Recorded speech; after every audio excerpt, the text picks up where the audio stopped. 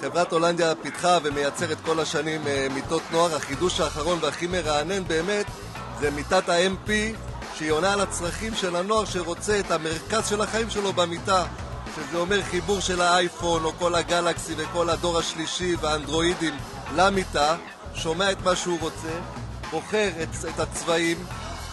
המיטה יכולה לבוא עם רשת תלת מימד שנושמת ומערכת גלגלים שבאמת אפשר להזיז את המיטה לניקיון ולכל מה שצריך. יש פה גם מערכת מסאז' מובנית עם 12 תוכניות שהילד יכול לבחור את התוכנית הנוחה עם הרמת הרגליים, לגב, לרגליים. מחיר המיטה הוא 5,976 שקלים בגודל של 1.20 על 2, והוא כולל את מערכת השינוע של הגלגלים, את מערכת הרמקולים ואת מערכת המסאז'.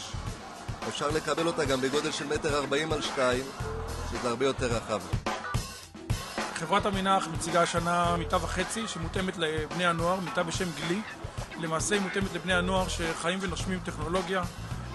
הם חיים במיטה היום, הטכנולוגיה מסביבם, ולכן במיטה הזו יש לנו תחנת הגינה לאייפוד שמאפשרת לנוער להסתכל באייפוד, לראות סרטים, לשמוע מוזיקה, כולל הטענה, ואפשר לשמוע כמובן את המוזיקה מהמערכת השמע שנמצאת בראש המיטה.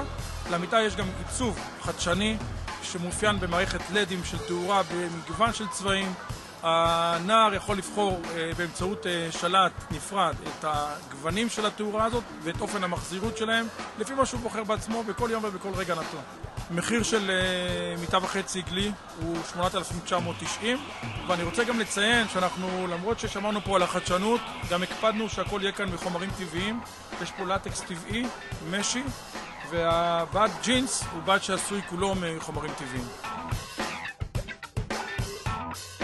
חברת וידר משיקה השנה מיטת נוער בשם אינבד, שבעצם העיקרון שהיא נפתחת ל-90 מעלות ומפנה 80% משטח המיטה לפעילות של הילדים בחדר.